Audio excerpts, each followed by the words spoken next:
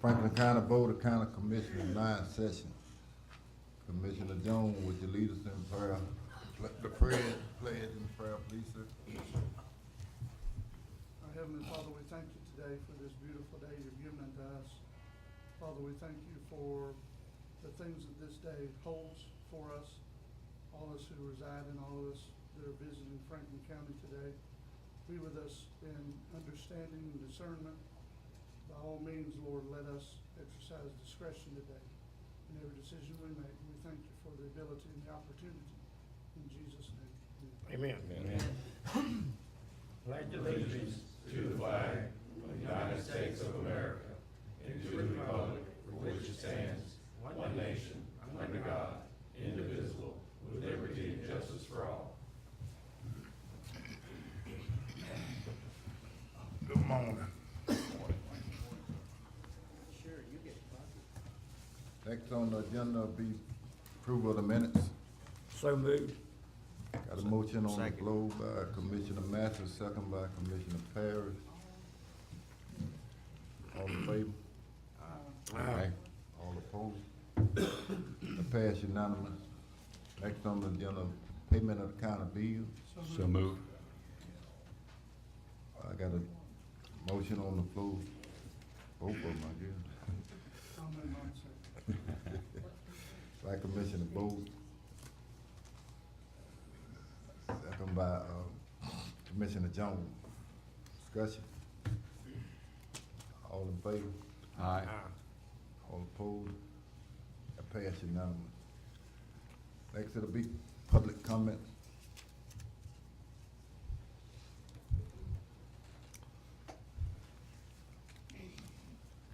Good morning, Commissioners. Morning. This will be a presentation from the concerned citizens of Franklin County. The concerned citizens requested to be placed on the agenda today to make a full presentation. We were denied that ability, as we have every time before.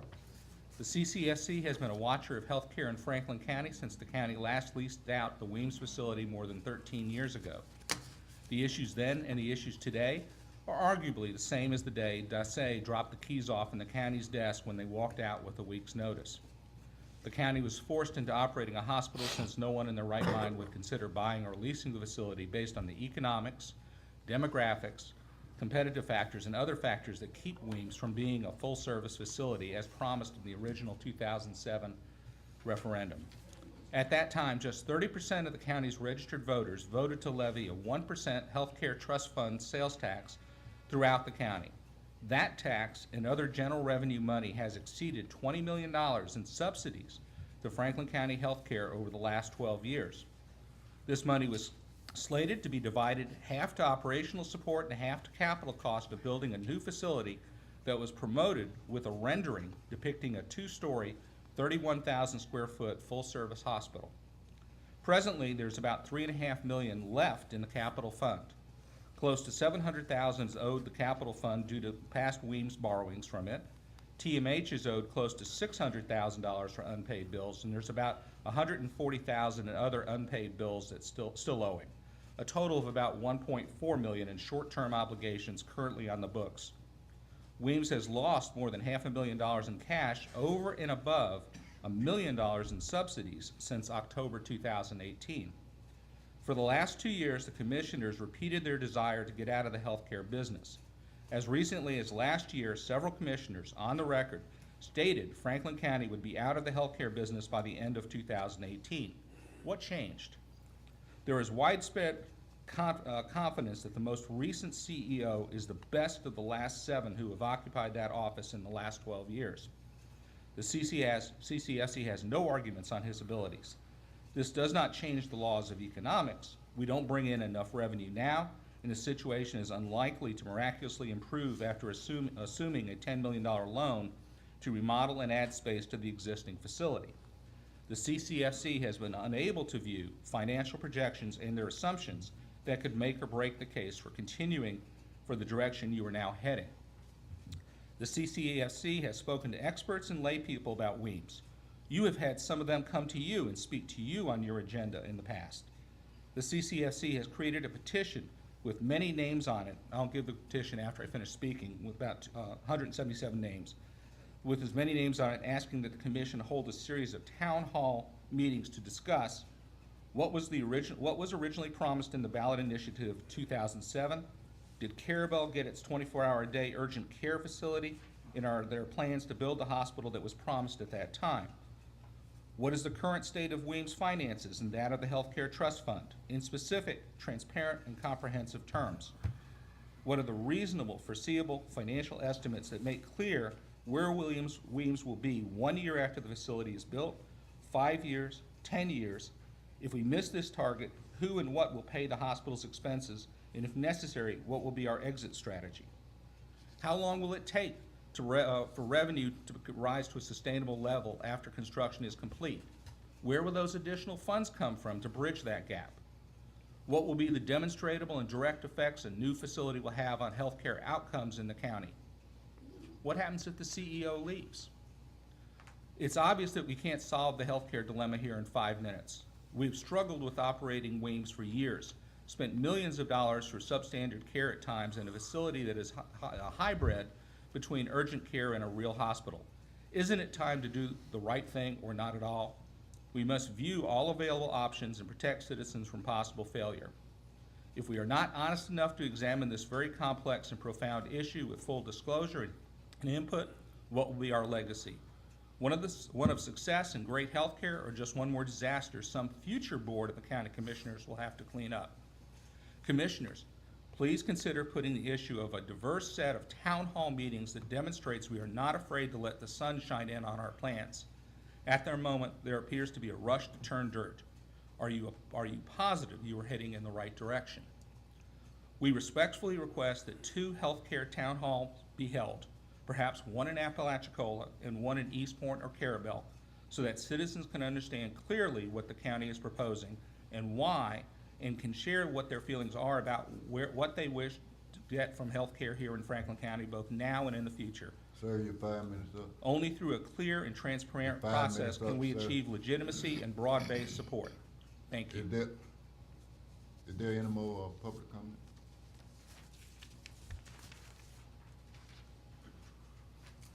Come up, ma'am. I will, I'm just moving slow. No, it's the one before you. Go ahead, sorry.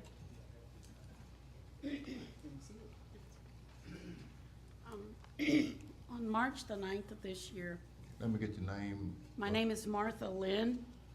I live at 65 16th Street. Okay. On March the 9th of this year, my husband and I went for a stroll on the beach on St. George Island. We used the county-maintained walkover at 10th Street to get to the beach. I was walking down the ramp, and all of a sudden, I was sliding on the accumulated sand. I broke my ankle in the process. Since that time, I've been trying to contact the commission. I've emailed each and every one of you and gotten no response. I want to make you aware of the dangerous condition that now exists on these walkovers. After Hurricane Michael, they were repaired, but the slope of the ramps is much too steep. And I can see that someone has put no skid service on some of them, but has absolutely done nothing to help the situation. On April the 28th, we returned to the beach to see if any further repairs had been made. We visited 3 walkovers to the beach. Each in its own way has serious deficiencies. A ramp up to the beach with no railing to grasp, a ramp so steep on the beach side that to return from the beach, the step up is almost at knee height. The list continues. One off walkover has a sign put up by a caring person to warn others that the ramp is slippery. At one ramp, an individual shouted up to me to be very careful on the ramp as it is slippery. I'm providing some pictures to show some of the conditions I found at the walkovers. I'm requesting that the county inspect and repair all of the county-maintained walkovers to remove the dangerous conditions at each one. I don't want anybody else to sustain an injury like I did. Mr. Chairman, I've met with Ms. Lynn. She is a neighbor of mine, and I went out and looked at the boardwalks, and I've talked to Mr. Fonda Davis about it, and I explained to her the situation.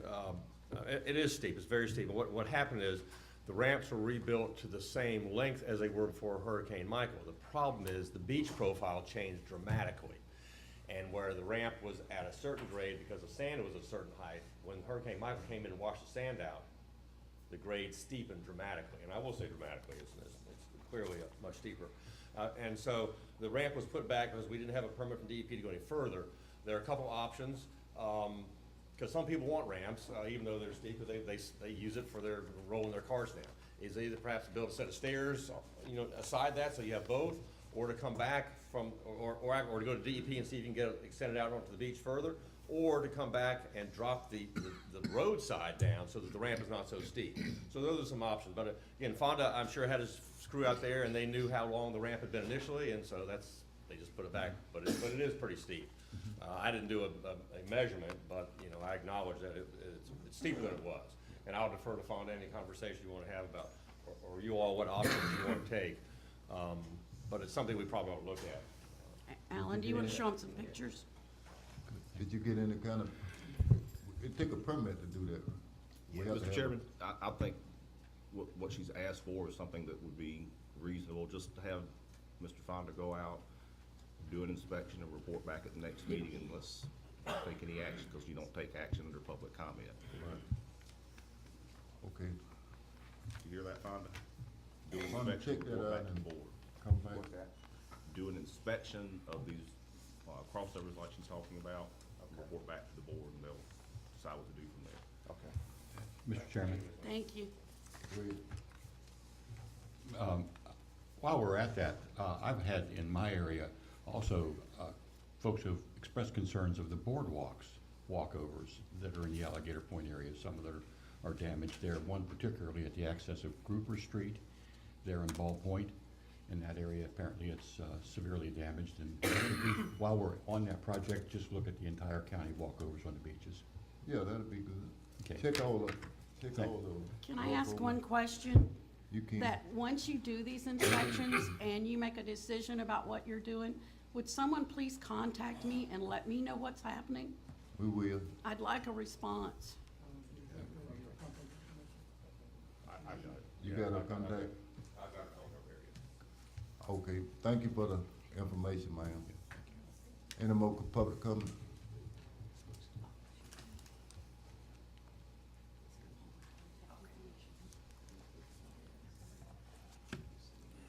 I'm Mel Kelly from Carabel.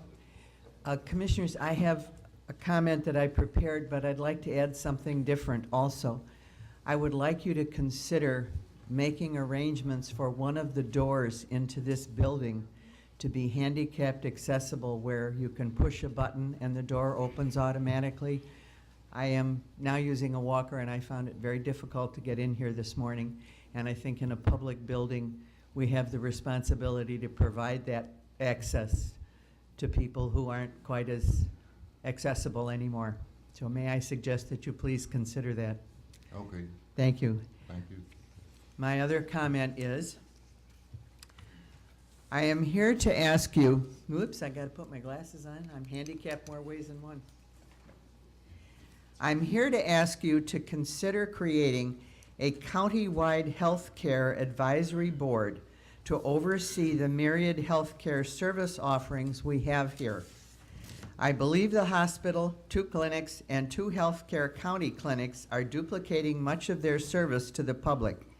I believe the clinics could combine services in each location. Now we have duplication of staff, facilities, and equipment, which seems unnecessary and cost ineffective.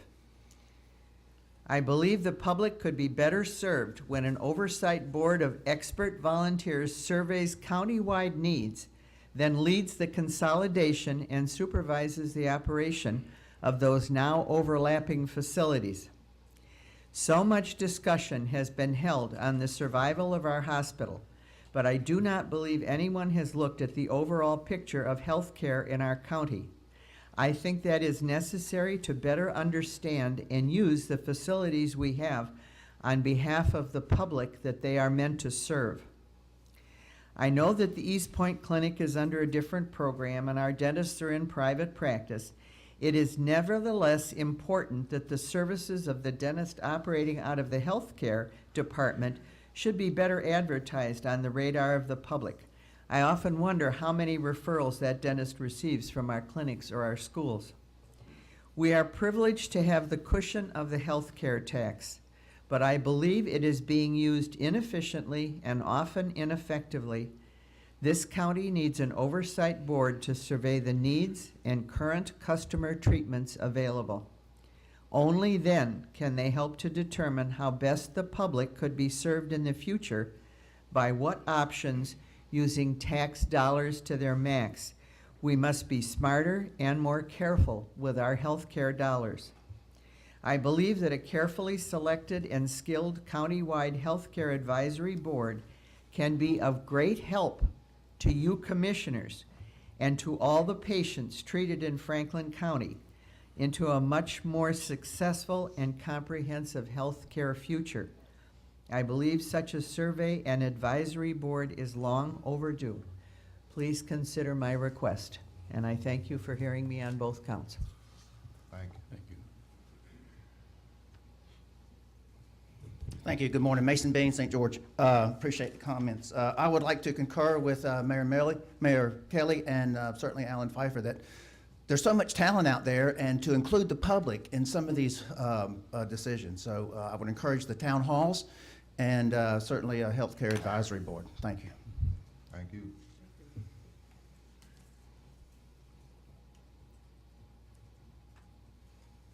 Sorry.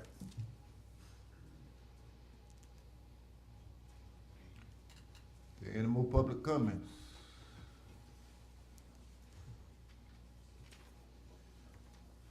No more public comments. Mr. Howard Neighbor, Department Director.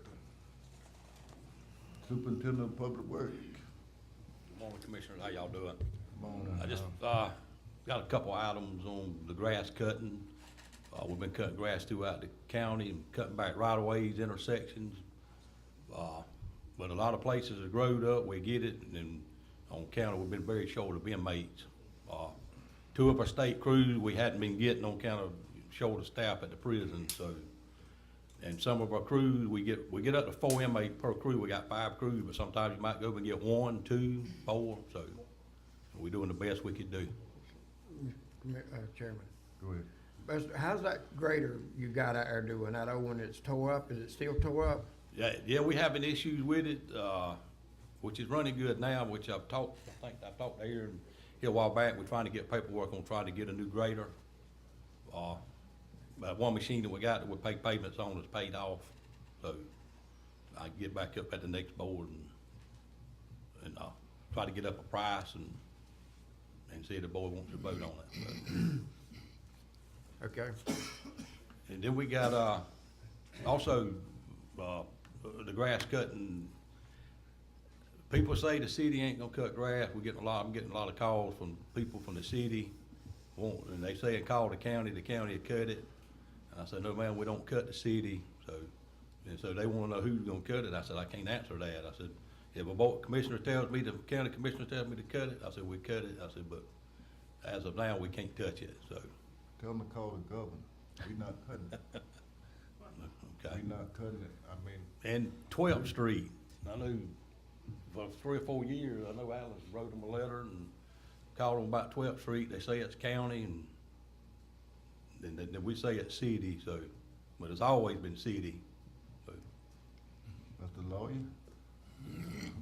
Yes, Mr. Chairman? Who that street belong to? Well, Mr. Pearson and I have had this conversation off and on with the city for a very long time. Mm-hmm. 30 years.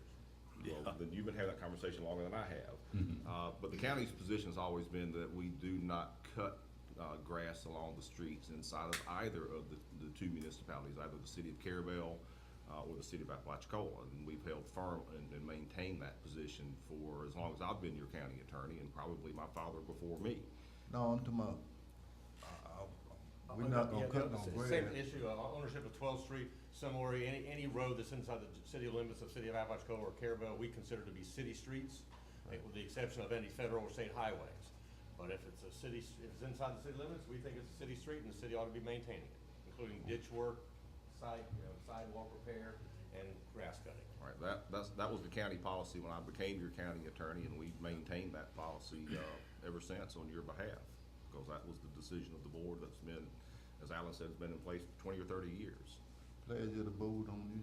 I don't think there's any necessity, unless the board is wanting to change its policy, I don't think there's any necessity of the board taking action. I'm But just- what's the pleasure of the board? Let me go back one clarification. The city of Appalachia and the city of Caravel both get a share of gas tax.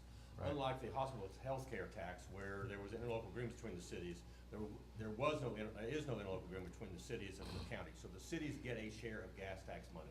They get it for their own purposes, and it's intended to maintain the roads. Now, so they get a share of gas tax money. Okay, well, I don't know about the city of Appalachia, but we maintain ours. Yeah. Yeah. We mow all our streets. Mow, and you actually do some paving. Yeah, on we do occasion. some paving and mowing. I So- think the guy out here, the new manager, has told them to quit mowing the back streets, and the county was gonna pick them up and mow them. no, we're What I not, can understand. we're not gonna do it.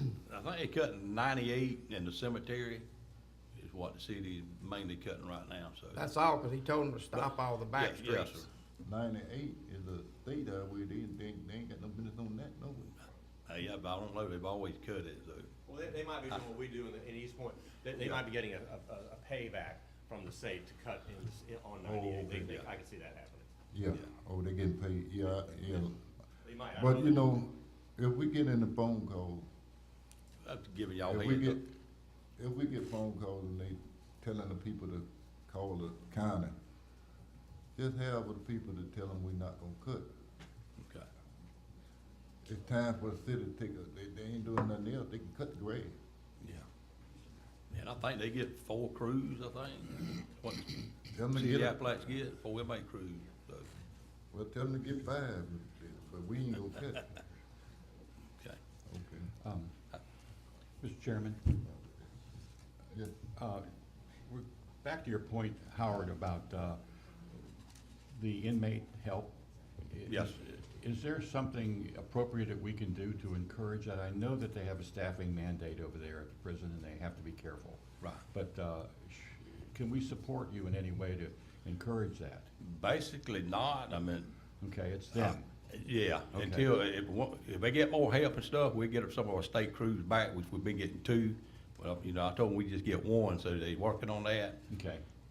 If they don't get no help, so I don't know when it'll be, so, they show the officers, right? yes, sir, That's what the problem. yes, sir. I guess the only thing we can do is encourage people to go to school if they want. Can't make them go. A couple, well, one thing. First thing is, just to be clear, because no one actually said it, I'll say it. It was the city of Appalachia that's causing the issue. It's not the city of Caravel. So, and I called the city manager, Ron, Mr. Nally, and I told him, I said, Ron, this is pretty simple. The county doesn't cut within the city limits, either Appalachia or Caravel. I said, so it would really be helpful if you'll stop telling your employees, telling your residents within the city to call the county for grass cutting. No, the Carabel been doing their job ever since I've been on the board. Now, that's one thing, they've been doing the pavement, and just like William said, they ain't keeping up.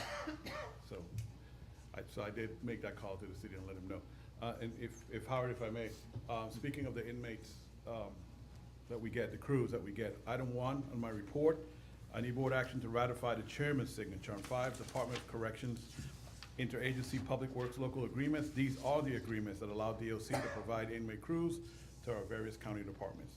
Pleasure of the board. Agreements for June the 22nd. So moved. I got a motion on the floor by Commissioner Parrish, second by Commissioner Jones. All in favor? Aye. And opposed? That pass unanimous. Mr. Chairman, can I make one comment on the last, about the grass cutting, along with other services? The people in the unincorporated Franklin County have nobody to call but the county. So that's kind of where we try to lend our services to, because they can't call the city, because the city's gonna say, well, you're outside the city, we don't provide service. So everybody outside of the 2 city limits calls the county, and that's primarily our obligation, is to take care of the people that are not within the municipality, which is what we do, correct? And that's the reason we do that, because they don't have anybody else to call. Right. So, I mean, I got complaint, I talked to Buster earlier this week about people texting me saying my ditches need cutting and weed eating, and as he stated, he's doing the best he can. And we'll get to it, but we cannot take on the obligations within the municipality, because the people outside the municipalities have nobody else to call but the county. So we have to respond to those needs, because there's no one else from them to call. Yeah. So that's basically where the board is funded. Policy is, I understand the chairman's concern and the board, other board members' concern. I mean, that's just the way it is. Right. But I just, give y'all heads up in case somebody calls y'all and y'all know what, you know what's going on, so. Tell them to call the governor, anybody. But we in East Point and Carabel, we're gonna go to the island, then we're gonna hit Lanark, and then Alligator Point. Working from the west to the east. So, That's good. Anybody got anything else for Mr. Howard? Keep up the good work. y'all have a good one. Mhm. Next on the agenda will be Mr. Fonda Davis, Solid Waste Director. Good morning, Commissioners. Good morning. Really don't have anything other than to go out and look at doing walkovers now. Yeah, check them all over the county. you know. Okay. Fonda, Mr. Chairman, Fonda, could you update the rest of the commission on the conversations you and I have had about the oil containment units, the oil collection units? Yes, It was we, it's kind of sidetracked because of the storm.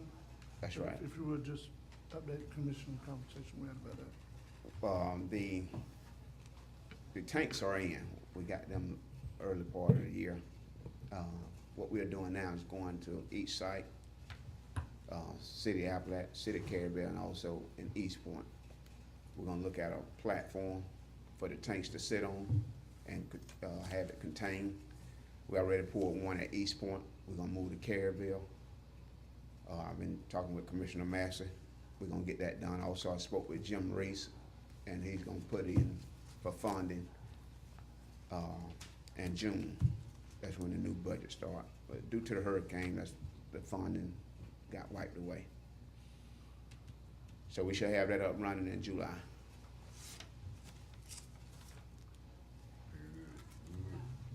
Anybody got anything else for Mr. Davis?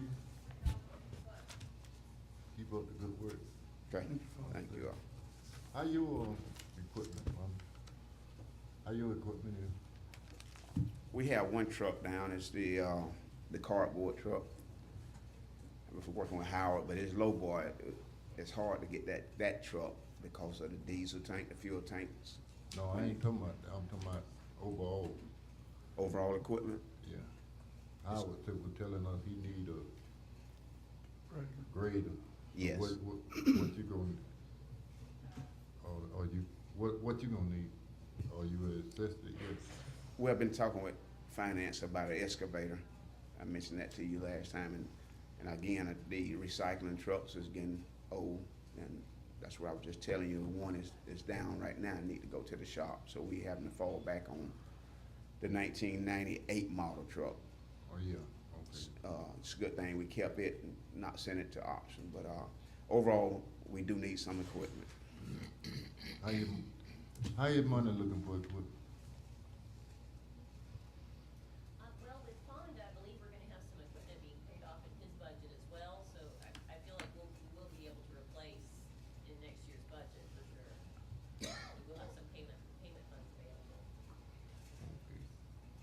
Well, won't you didn't you make money on this loan? Yes, tipping fee, I guess. Yes, the tipping fee fund did, actually received a lot of revenue from there. I believe that the tipping fee fund in itself, so the landfill management escrow fund, which is the one which is long-term closure costs of the landfill, the storm debris has actually taken up a lot of space within the landfill. So we were a little worried about not having enough in the landfill management escrow for the next time when they do our renewal. So what we may try to do during the budget this year is to sweep some of the funds that we got as tipping fees for the storm debris actually into landfill management escrow to save off having to come up with a large amount of cash in several years when we do the landfill renewal. Well, But yeah, we may be able to buy the excavator out there as well. You ought to be able to, well, the he ought to be able to get something out, he done the work. Yeah. He got, I know some work got to go up for the other thing, but. Yes, sir. Mr. Chairman. Go ahead. Wanda, I'm reminded about the incinerator that you demonstrated to me early in the winter, how it needed a lot of rehab or replacement. Yes, sir. I guess I'm just remembering that may be on your priority list of needs and demonstration for us. As a piece of equipment. The What do you think incinerator about that? is not, I mean, I would love to burn some of the smaller debris rather than like the leaves, the limbs, the pine cones, rather than putting it in the C&D. But we can chip most of the vegetative debris. That's that grinder that you have. That's correct. And- And we just did a major repair on it. Good. So it ought to hold us a little while longer. Okay. The main thing about that is that excavator. Yes, you I know, heard loading that. it. Because Right. your other equipment is abusing the grinder. I think, don't you have a dolly ramp that goes up into the grinder and? Yes, Yeah, sir. I see what you're doing. Excavator would be more delicate to the grinder. That's Yeah. correct, yes. And I'm remembering also that big berm that you have on the, I guess it's the south side of your property, that DEP came in and said that that's not appropriate because of its interfering with wetlands. Is there a cost and a plan for relocating that berm? Yes, it's, again, that's where that excavator will come in. But Yes. we're doing the best we can with the track loader, which just come out of shop with a $10,000 repair. Oh, okay. Constantly being repaired. But anyway, we are trying to get that burn moved. Okay, you're using what you forward. have to do it. It's in Yes. progress. Okay. That's correct. Do the DEP folks know we're pressing on that? Yes, sir. Okay. Yes. Well, see, my thing is, we just come out of one of the worst disasters ever been in this area. And I hope we don't never see another, but we still got to be prepared because of the, you know, y'all equipment need to be updated and be prepared just in case, because that's not the only kind of, you know, it's other disasters can be. Right. I hope we don't have none, but they out there. So Yeah. it's best to be prepared than be caught. Okay. Yeah, Commissioner, I know you mentioned it to me about that truck, you called me, and what it is, Howard went to load it, and his low boy just couldn't carry it because of the diesel tank. So what they having to do is take a tractor and lift it up and put it on the low boy, and then when they get up there, they'll have a forklift to unload it. And I was mentioning to him about it, low boy, you know, it's not just my trucks, but I think he have a problem loading it. The low boy is old. You know, they have the new models out, or either the truck is old, whichever way you want to put it, with diesel tanks hanging halfway to the ground. So that's maybe something we need to think about too. Okay, a low boy. A low boy, or either this truck is old or recycling, doing something with the recycling. Well, we ain't doing that good with the recycling, no way. Boy, it's money wise. No, sir, I'm gonna get some numbers for you and bring it back. All right. Yeah. Okay, get everything together and bring it back to us and we'll go from there. Okay. Anybody else got anything, Mr. Davis? Thank you. All right, thank you. Next on the agenda will be Miss Pam Burnell, Emergency Management. Good morning, Commissioners. Good morning. I have one action item, and we've already spoken to Aaron about this. Like board approval to utilize $3,365 for lights for the hangar at the airport, which we store our supplies in. We had a HLMP grant, had $4,000 in excess from last year from our direct administrative cost. And those funds went into the county general budget. During Michael, again, we realized that lights in that hangar are necessary. We can't see out there, and we had people actually spend the night in that hangar. They were out there with flashlights And we do store a lot of supplies in that hangar, and at night you can't see. So our original thoughts were that we were going to use some of our HMPG, our EMPA funds, like at the end of the year. Sometimes we have a little left over, and that's what we do things with. But we went ahead and put the lights in, and then my generator board went out. That's $4,000 for a generator board. That we've got to have. And then the hot water heater's gone out. It's, the building is beginning to show its age now. It's just one thing after another. I guess it's because there was a lot of wear and tear on it with this last one. You had a lot more people than you have normally in that EOC using things.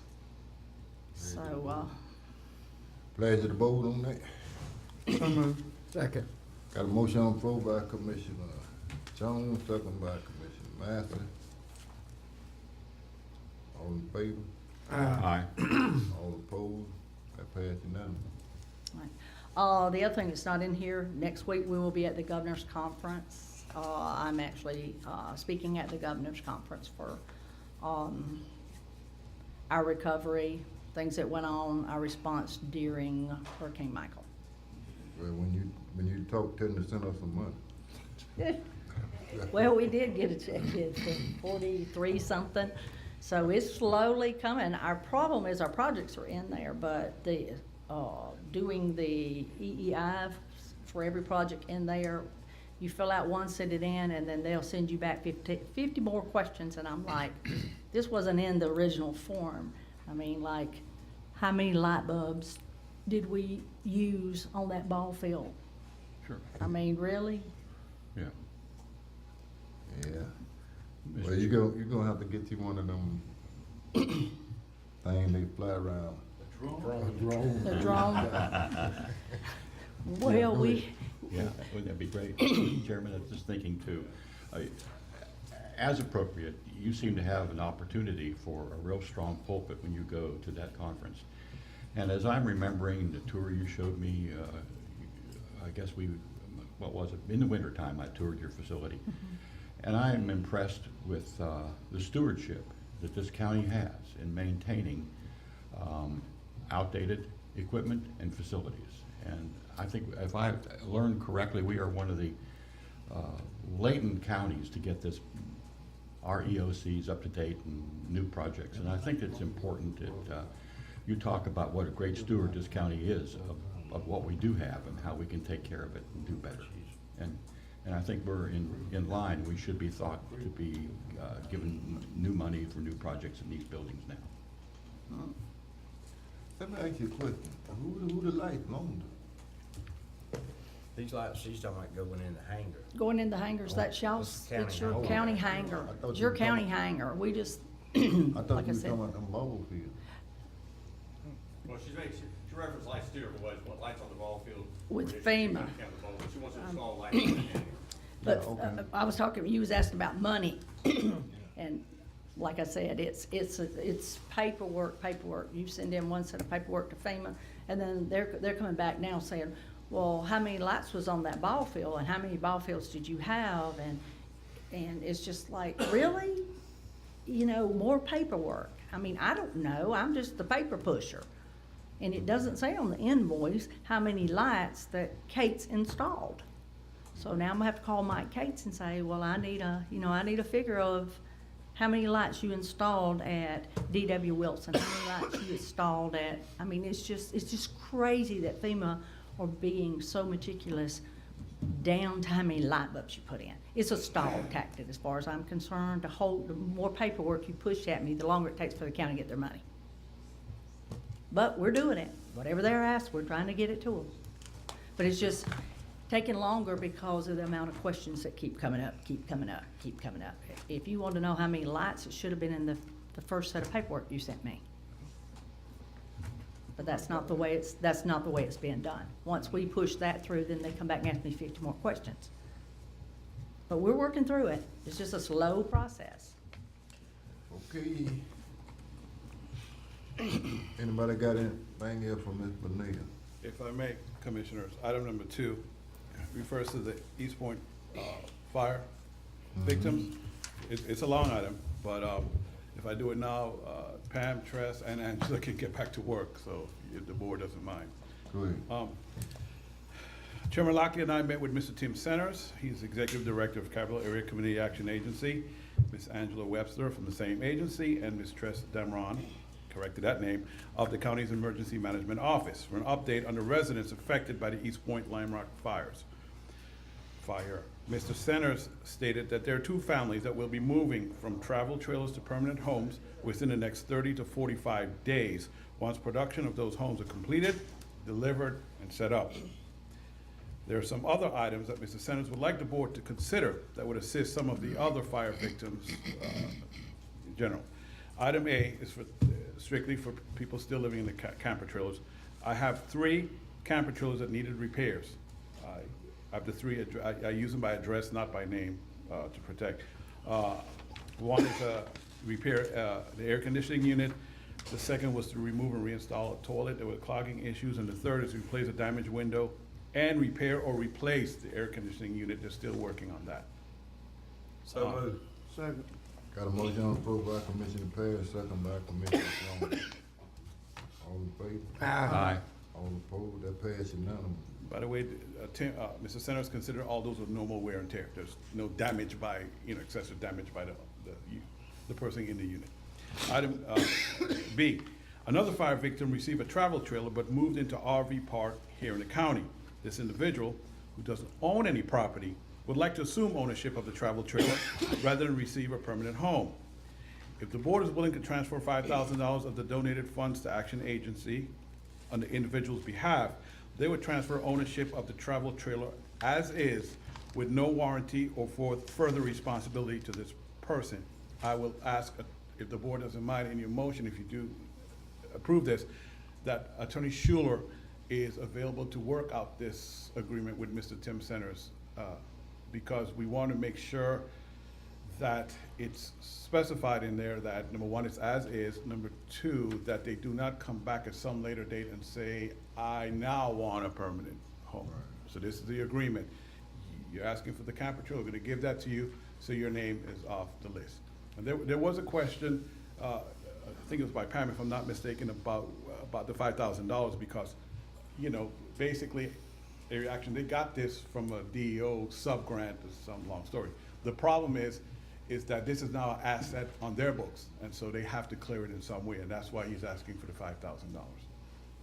Because they could turn around and go and sell all the camper trailers afterwards if they want to, for whatever value they can get for them.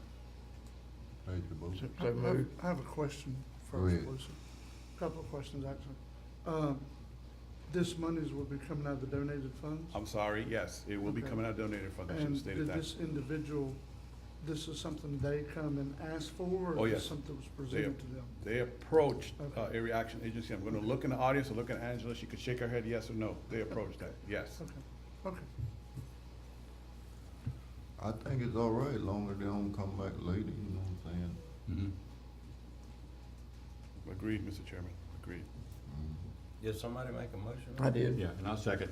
Oh, I got a motion on the floor by Commissioner Jones.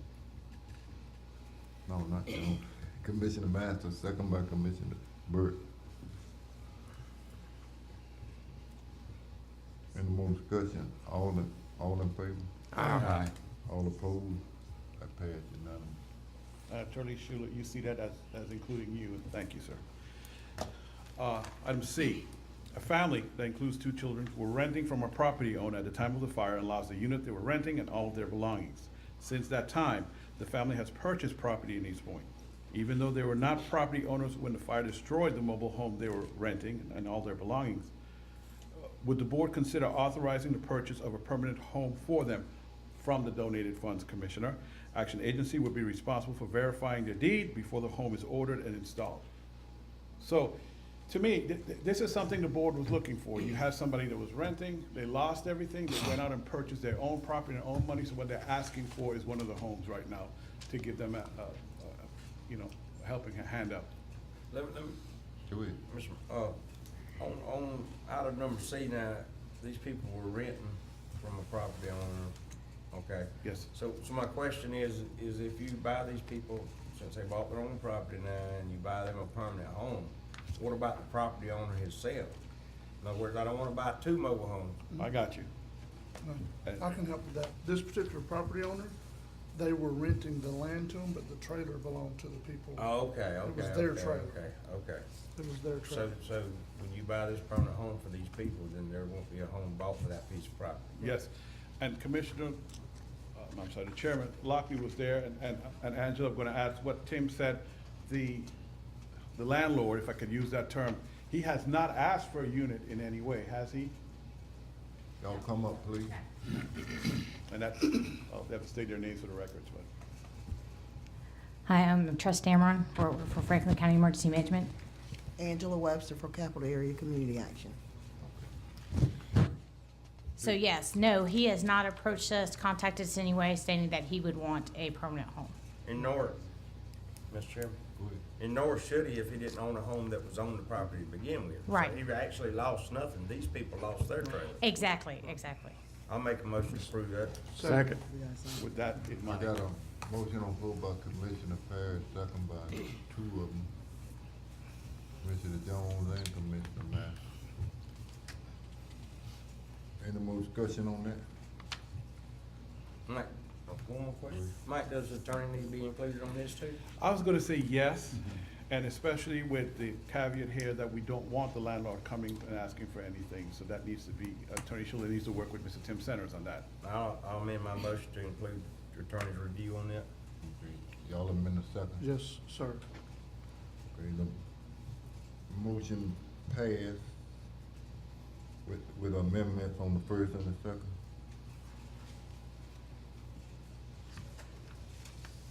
All in Okay. favor?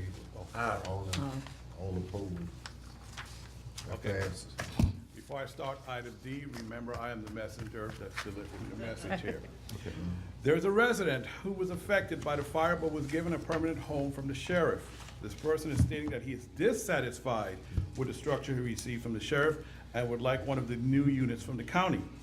What guideline or policy would the board require that both Action Agency and Ms. Deborah Belcher, your CDBG administrator, follow as it relates to assisting residents who receive permanent housing units from the sheriff? I know what you've said in the past, but I need clear directive and policy that I can forward to Angela and her crew and to Deborah about this, especially Deborah. She's getting more and more calls about this. And if you're gonna ask me how I feel, commissioners, they should be the ones to the very bottom of the list, because it's unfair. They have a unit, they took that unit. We need to address the people that don't have anything. I'm sorry, that's just. Can I make a comment, Mr. Chairman? As far as my vote, Michael, the sheriff took donated funds and went and bought these 6 or 7 trailers and give them to the people. So they've had a permanent home now for the last 7 months, where these other people have had nothing. That's right. What is the sheriff gonna do if we say, well, we'll buy them a new home, you just give them back to the sheriff? What's he gonna do with it? Oh, no. That was bought out of money that was donated to his GoFundMe page to buy these trailers for these people. I mean, the sheriff ain't got no use for no trailers. He done what he thought was best, in the best interest of the people at the time, so. Yes. I can't speak for the board. My opinion is, you know, you got a trailer, be happy and move on. And I don't know this to be fact, sir, but to add to that conversation, the sheriff might have transferred ownership to these units already to the people who are living in them. Again, I don't know that to be fact. I'm I've sure been he told has. that by different sources. I'm sure he has. 'Cause He don't wanna own a trailer. Exactly. He bought these trailers for these people, thought he was doing the right thing. At the time, they thought he was too, because they had no place to live. I mean, that's my opinion. I don't know the opinion of the board. I mean, My opinion in the district, like you said, the people these people been in trailer ever since the sheriff got. I don't know how long we had them. Y'all said 6, 7 months. You got the other people out there been camping out for 6 or 7 months. I use that term. I don't know where they were staying, but they wasn't home. I know that. And for them people to get a trailer in front of them, who been out there without nothing, they done got a trailer. I don't think that's right. And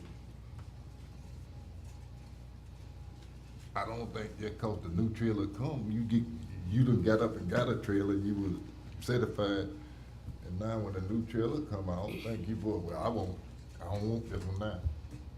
Hey, man up. You gotta tighten up. This ain't right. Okay. Mr. Chairman, I'd like to say something, please. A couple of things, actually. Michael, my opinion on this, Commissioner Parrish stated his opinion. I'm good with that. I'm not contrary to it. I would say if and when we are going to approach anybody that's already received help, because, I mean, there's quite a bit of money in this grant fund. They definitely don't need to be first. We have people that are living in travel trailers because their home burned. I mean, that they need help. And, that, you know, while we're talking about it, I also think that, you know, we don't administer the grant fund. Trust me, we probably all get asked questions about it all the time, how this works out. But I would like to see that grant used to the fullest extent of its abilities. I've heard, you know, this is all just rumors because I've not seen it on paper, but I've heard that some residents are getting potentially $85,000 home and some are looking at $50,000 home. Well, last time I checked, this was a grant that the county applied for, so I'd like to see people get as much as we can give them, is what I'd like to see, and also have some issues with the timeline. Community Action Area Agency, I think the thing that agreement we made with them, with the MOU and the board voted on was for travel trailers for 18 months. But that's never gonna happen at the rate we're moving. It's not gonna happen. Well, I mean, there's just no way. Let me ask you something, Commissioner Jones. Yes, sir. Now, some of them, well, I could see a cost difference if it's, some of them got 2 bedroom or 3 bedroom.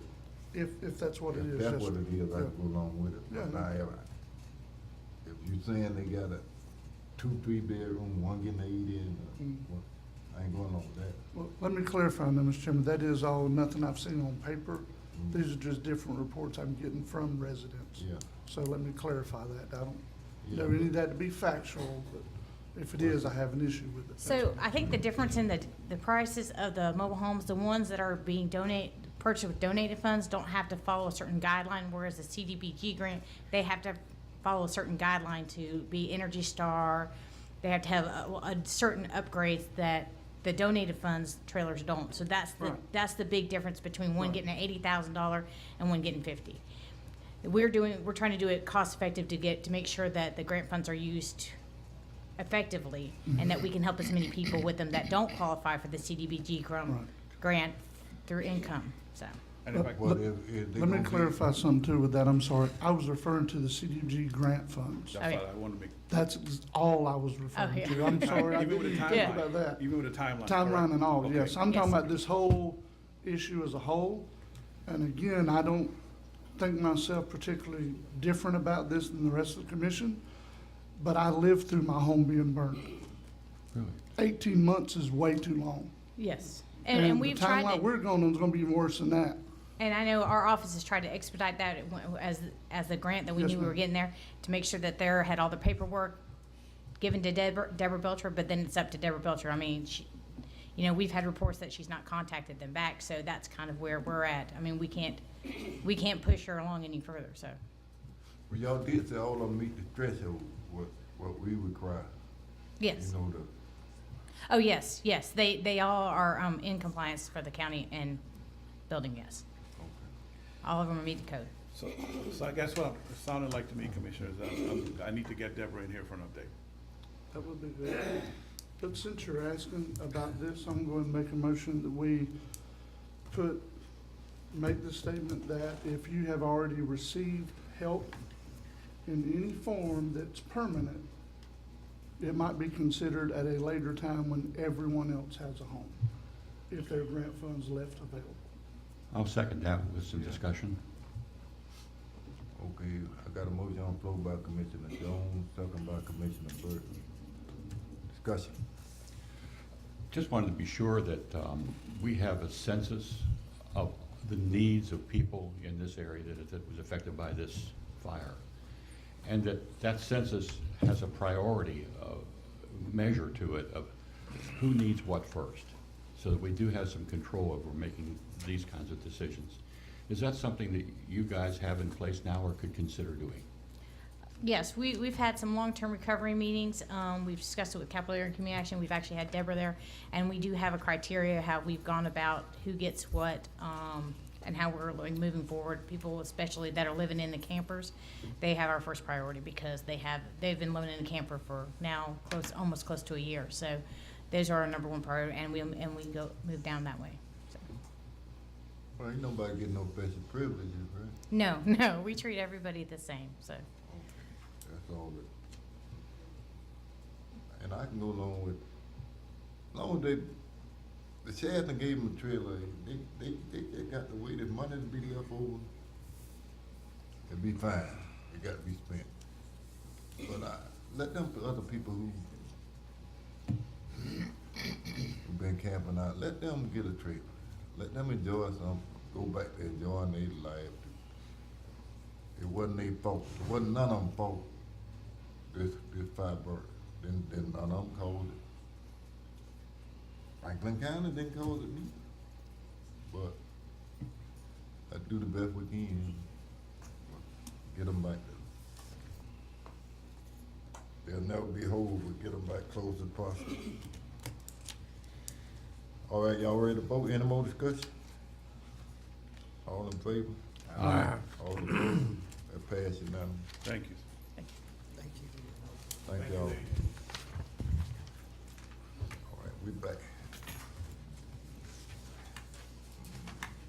Anything else from Ms. Bonilla?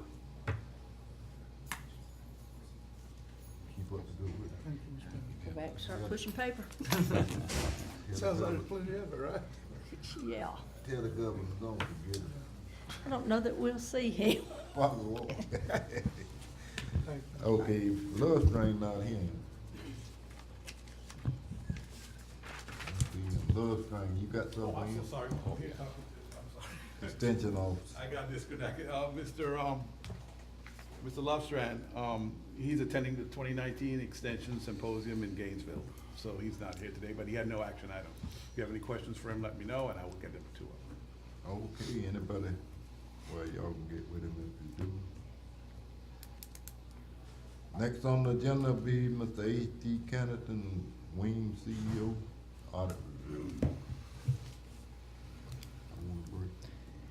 Thank you very much. I'm going to be presenting the audit that was done by Carr Riggs. And this actually will be for fiscal year 18, which ended September 30th, 2018. And first of all, thank you very much for selecting Carr Riggs.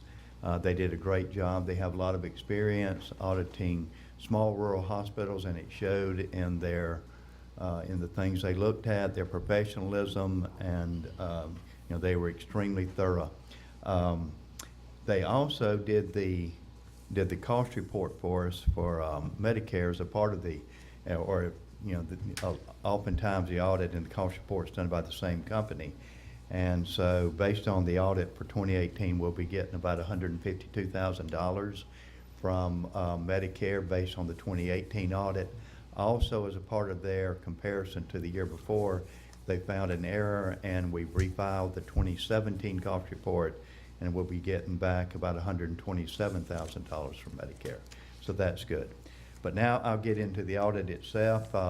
If you'll flip over to page 1 of the audit itself, the first 2 pages there is actually is what they call the independent auditor's report, and it sort of tells what management's responsibilities are related to the audit, what the auditor's responsibility is, and then it gives an opinion, and we got an unqualified opinion, which is a clean opinion. There was nothing that they found that would cause them to modify their opinion or to give us a qualified opinion. If you flip over to page 3, it's called the statement of net position, which we typically call a balance sheet. The first thing at the top is assets, and the first thing is cash and cash equivalents. We had $756,801 in cash and cash equivalents. And this means either money that we have in the bank or that's readily accessible through a money market account or something like that.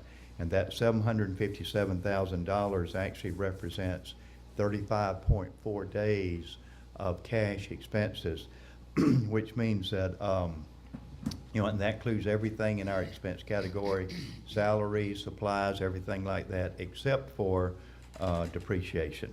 The next item on there is patient accounts receivable, and that's the net amount. We go ahead and reserve for any uncollectibles that we can anticipate, and the auditor check these to make sure they're right.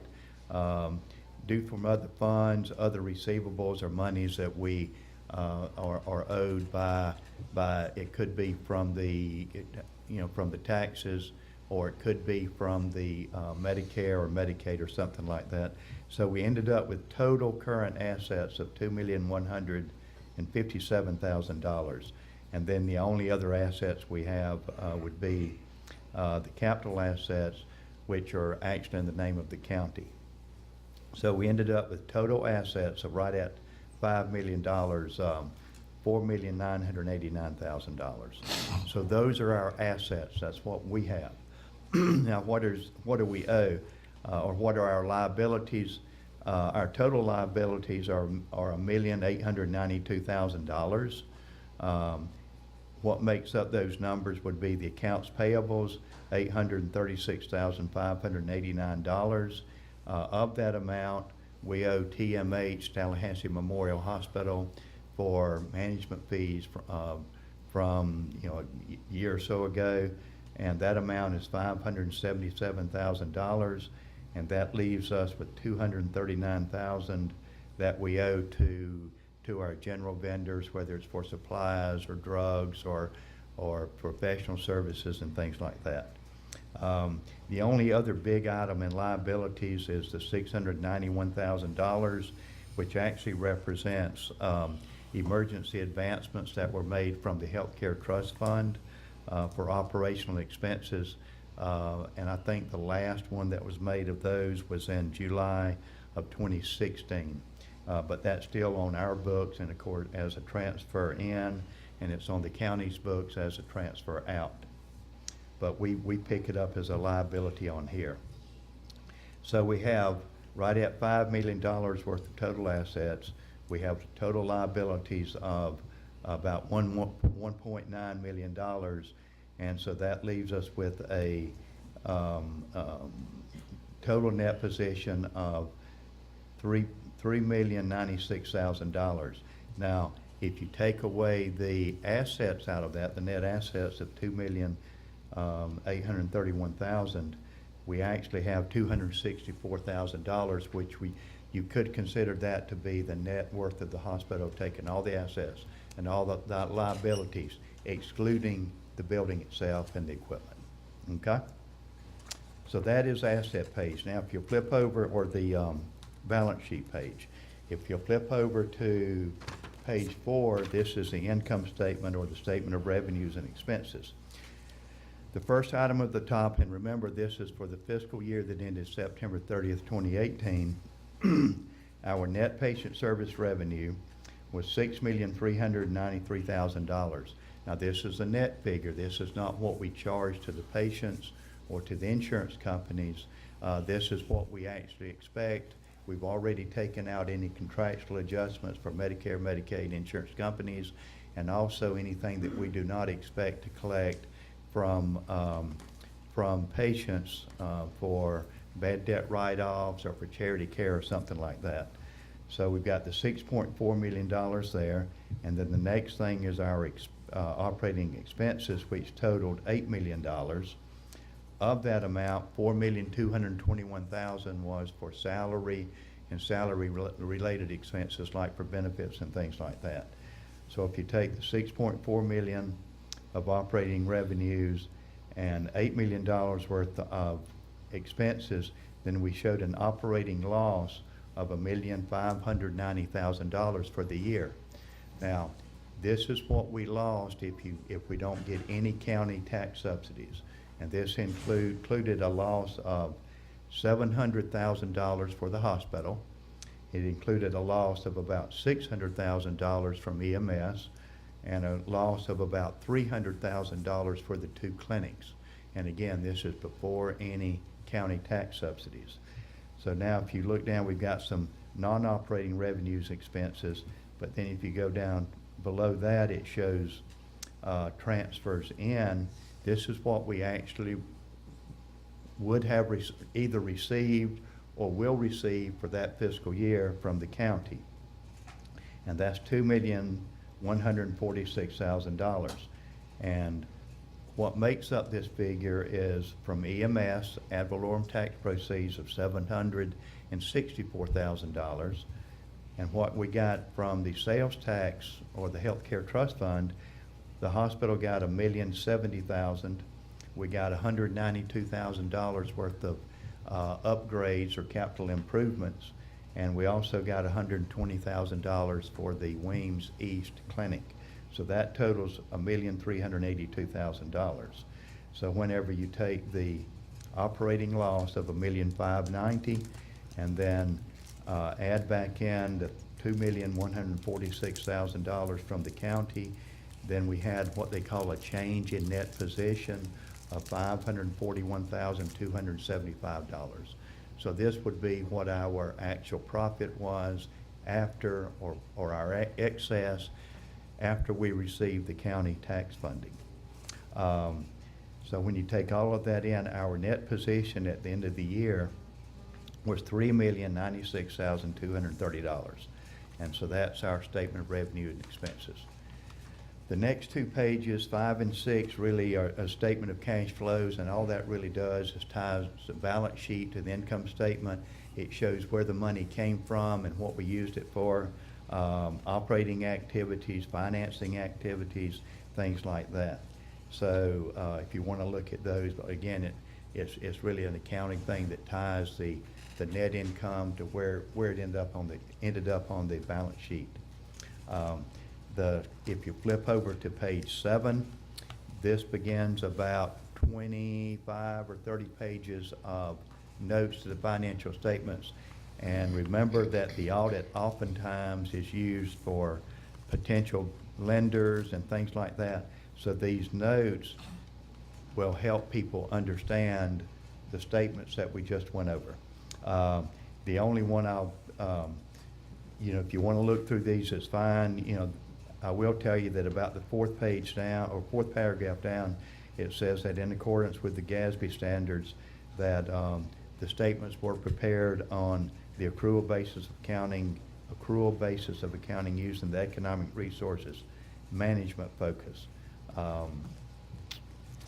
That's pretty much the audit. I thought it was a good audit.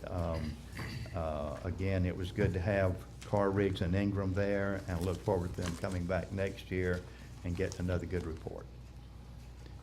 Thank you very much, unless y'all have questions. I want to ask a question now. All the tax money is a tax. We got a tax. And that tax was 1 cent. What did they tell me? You owe this, you owe that. How can you owe for some of the people voting in there for the pen? They just used it from one department, they transferred it. Why are they talking about that's an oath? Where that coming from? That don't make sense. It's tax money. It's tax money. It's part of the 1 cent. You used it. You didn't go out there and use it to buy bubble gum. You used it on the hospital. What are they talking about? You don't move no matter. Mr. Nolan, on December 30th, 2015, actually the prior CEO, Mike Cooper, actually presented the emergency advancement as like a loan type arrangement. So that is why it was booked that way. At the end of the fiscal year, of course, we came back with, actually with some of our budget amendments and actually formally, booked the amount that was outstanding, because that was the way it was originally presented to the board. If the board should decide, to do it any other way, you know, it can be changed, but that is the reason why it was placed on the books like that. I don't think it should have been wrote up there I mean, you might have trouble again down the road and you got money if you need to use it. That's better than going out, if you go out and get a loan from, what you want to do, go get a loan from the bank, and they got money there? Well, I don't see it.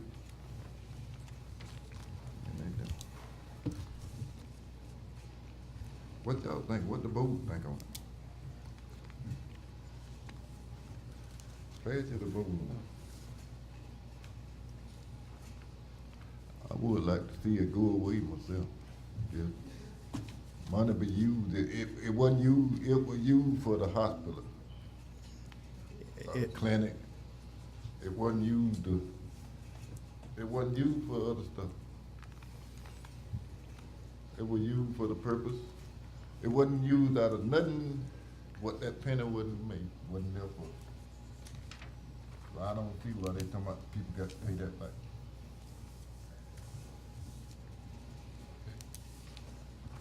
Gonna be there forever anyway, cause they ain't gonna never be able to pay it, talking about paying it back. All right, Mr. Chairman, I have a question. Go ahead. Aaron, if we, sorry, I'm not trying to put you on the spot, but if we were trying to change it, I mean, I'm trying to make sure I'm understanding what Commissioner Lockley is saying. So if we were to try to change it, what would that look like? It would take a vote of the board. Right. To go ahead and, actually, let's see, we booked it as a receivable to Right. basically, undo that. Okay. Because it was, I mean, I understand what the chairman's saying, it was tax dollars anyway. I do think it was presented as a loan at the time, but anyway, I just wanted to clarify and make sure, you know what I mean, that I understood what was And we being can't, asked. make that retroactive, but whatever date you all decide to do that, or if Yeah. you did decide to do that, it would be, in this audit year that we're in right now. Yeah. Supposed to come back to build a hospital with and pay it back. If you don't pay it back, then the money's not there to put back in it. That's the reason they said we owed it back to them. Yeah. That's Because we borrowed it from the building part of it and used it. If you don't put it back there, you won't have it when it comes time to build a hospital. You don't have enough to build a hospital. Yeah, I'm just saying, that's the reason that's the reason it come up that way. We borrowed from the building part of it.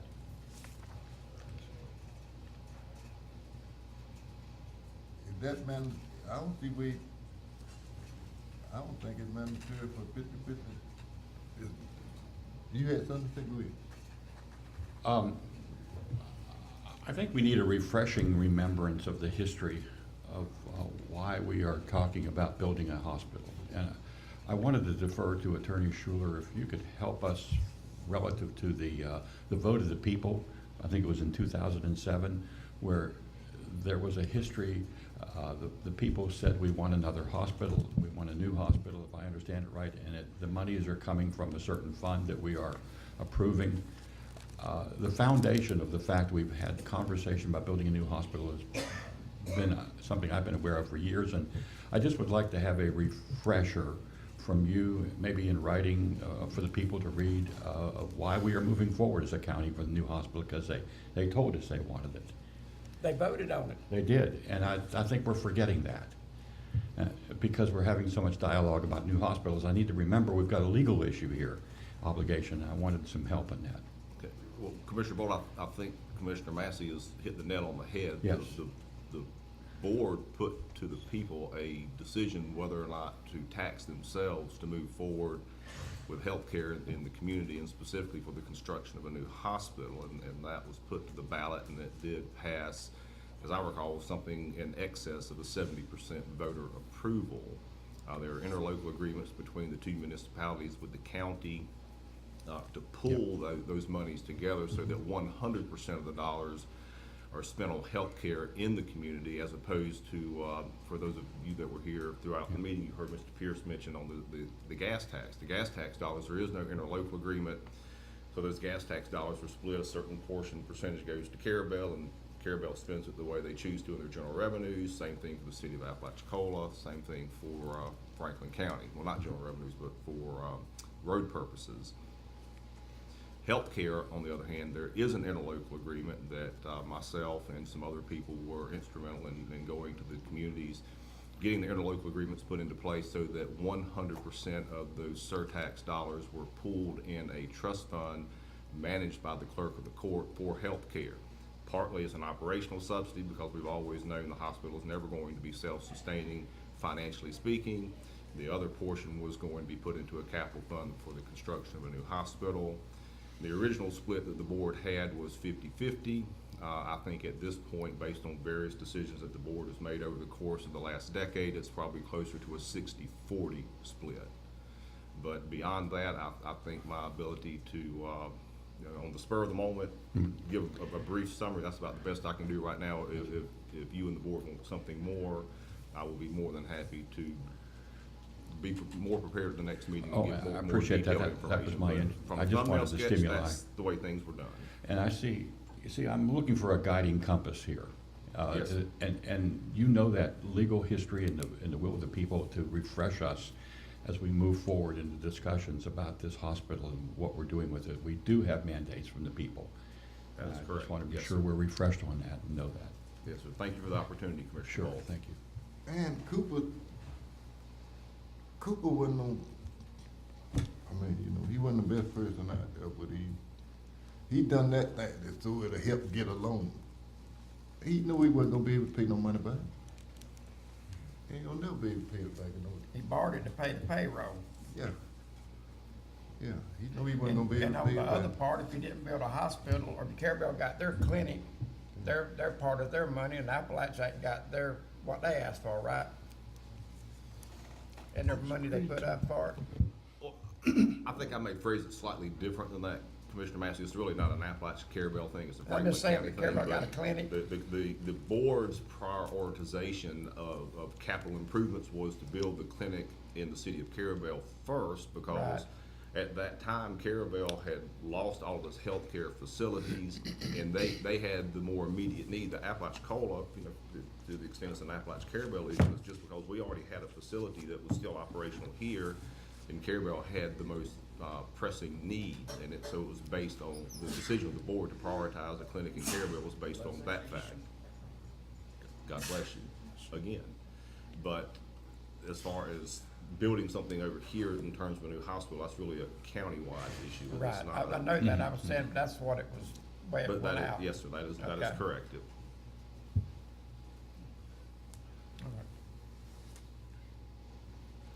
Alrighty.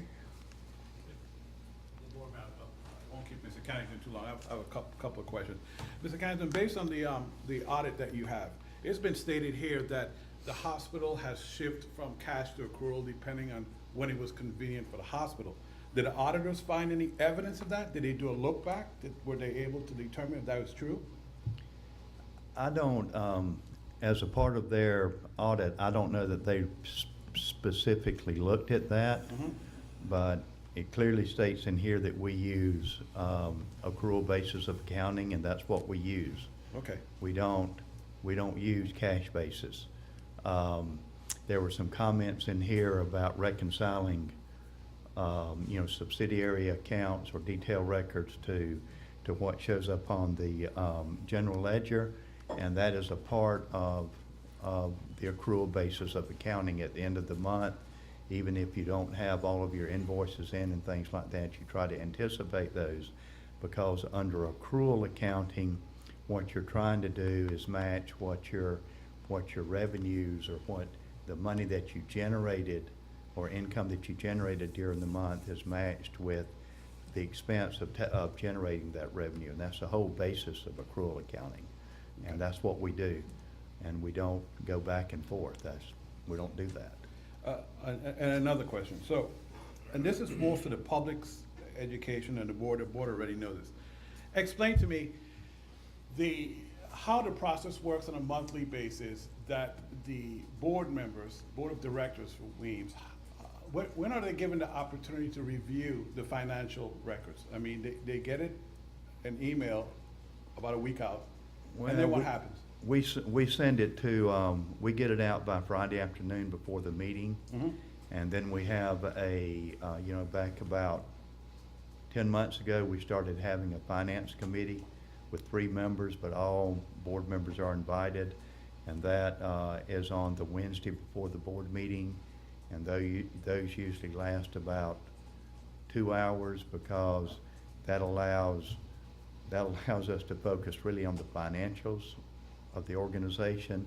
And then when we have our regular board meeting, it's presented in a very summary type manner, and the finance committee makes a recommendation to the board for approval of the financial statements. So each for board the member month. has ample opportunity to review. Yes, there is sent to all of them, and like I say, most of the detail type work and the questions and things like that about financials come out on Wednesday or at the finance committee meetings. Yeah. And my last question, because I know we have to move on.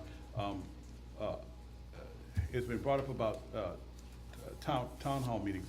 Tell me, how long have you and different members of the board, including you, your old chairman and your new chairman, that you all been talking about having town hall meetings once you get the numbers for what it probably estimated cost to build the new facility? I know it's been two months or 3 months. Seems like it was as far back as January. When we were actually having quite a few meetings. Yes. On the building program. That was one of the things that we talked about then, and we talked about having 3 meetings being throughout the county. We talked about definitely having a moderator there, or a facilitator or somebody like that that's totally impartial, that can keep things, sort of going, not in the right direction, but just give some fairness to the discussion and things like that. So basically, And this it's is still being talked about. This is something that the board, I'm sorry. This Weems is a hospital, this administration is a and hospital board. Yes, the hospital board of directors and Weems administration has been proactive with already having this as part of their plan. Say that again? I said, so this is something that Weems, the board of directors of Weems and Weems administration have been proactive with dealing with this. Yeah, and it was a matter of being able to present to the public what the plan is, all of the projections and things like that, how much it's gonna cost, how's it gonna be paid for, those kinds of things. And then, more, like I say, information, and then answer questions, so. Let me ask you a question. How much money did Penny bring in a year? A year, how much money does sales tax bring in a year? It was 2.4 million. 2.4. Right at 2.4. 2.4, I think, last year, wasn't it, Aaron? I believe so. Right at 2.4 million? 2.4 million. Okay. I mean, somewhere right around there, if I remember correctly. Now, the numbers on a new hospital 2 years ago was what, about $400,000 a year? I'm gonna say, Payments. closer to 500. I think 500. about my calculations are about Mr. Chairman, it was $480,000. $464,000 annually with There the you go. last estimate that you had. Okay, now, if they can't build a hospital out of 400 and 500, just at 500,000, I know it's going up now. It's gonna go up because of the storm and everything else. But they said you said $2 million, didn't you? 2.4. Yes, sir. Let's see, in 17-18, the total sales tax collections was 2.14 million. Now in 18-19, our sales tax revenue estimate is, let's see what they forecasted for us. So- It's 2.338 in 18-19. So that means, you said half and half, so that means another half left over to be put in a billing account after you pay your notes, right? If I'm doing the math right. You said 500,000, then you said 2 million or something.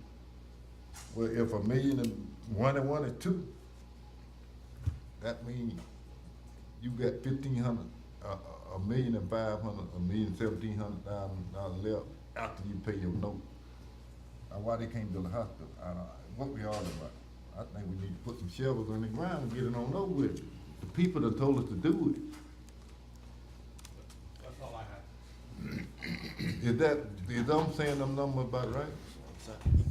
The numbers are about right, and that's what we're working on right now, is to get them so that we can say these are the real numbers.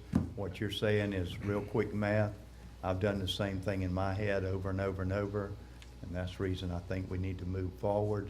But I think for you as county commissioners to actually vote on it, and I think so that the public understands what's really going on, that we need to get the numbers detailed. What we're waiting on right now is the final estimate from the architects, engineers, and the contractors on what we plan to do. Man, damn, Okay. dumb shit, it's time to build a hospital. Oh, anybody got anything? I got a question, Mr. Chairman. Hopefully this will be simple. Under non-recurrent assets on page 3, capital assets, land, buildings, equipment, furnishings, construction in progress is $1 million. What is that referring to? That's the amount of monies that have been, now you're on page what? 3, 3? but it's listed under assets. Yep. That's why I'm asking. Well, the thing is that under accounting principles, you can't put something into service as an asset if it's not serviceable. And so this is what has been spent on the construction project through September 30th, 2018. So how the, it's not in use, so it has to be construction in progress. And so they continue to keep it there until the facility is built and it's in use, and then it will convert from there to buildings, equipment, building improvements, whatever you want to call it, these other asset categories. Now, if for some reason, I'm just going to leave it right there. No. Okay? I just. No, okay. that's what it is. It's, they want, and they actually asked the question when the auditors came in, they see the $1 million and they say, do you still plan to build the hospital? And my answer was yes. So they put it in construction in process or construction in progress. So it's If I funds we had said actually we have. are I not guess that's what I'm going trying to clarify. but it's an asset. But it's an funds asset. we have. It's funds that have already been spent. So how's it listed as an asset? Because it's already been spent, the cash is already gone, so it had to reduce cash, it has to go somewhere.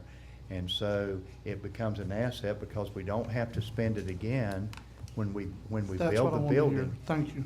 We don't have That's to what I spend that. wanted to hear. Okay. I wish That's you'd what I told was me that. after. I wish you'd said that earlier. That's okay. That's what I was after. Okay. Those were the magic words. Thank you. Anything else? Anybody got anything else from Mr. Connaughton? Okay. Thank you for